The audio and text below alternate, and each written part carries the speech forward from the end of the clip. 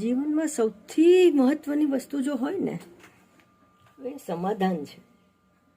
બ્રહ્મજ્ઞાન તો છે જ, પણ બ્રહ્મજ્ઞાન સુધી તમને કોણ પહોંચાડી શકશે?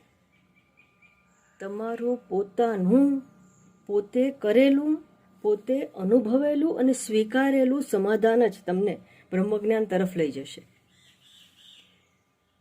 તમને જગતના અનિત્ય પદાર્થમાં અનિત્યત્વ દેખાશે, ટેમ્પરરી સુખ અને પછી દુઃખ દેખાશે. તમે જ્યારે એ કન્ફર્મ કરશો, તમે જ્યારે એ નિર્ણય ઉપર પહોંચશો, એને જ સમાધાન કહેવાય કે ભાઈ ના, સુખ શાશ્વત તો રહેતું નથી અને મારે શાશ્વત સુખ જોઈએ છે. અને ઉપનિષદના ઋષિઓએ કહ્યું છે કે શાશ્વત આનંદ થઈ શકે છે, મળી શકે છે. કોને મળી શકે છે? તો કે બ્રહ્મવિદને. બ્રહ્મવિદને શાશ્વત આનંદ મળી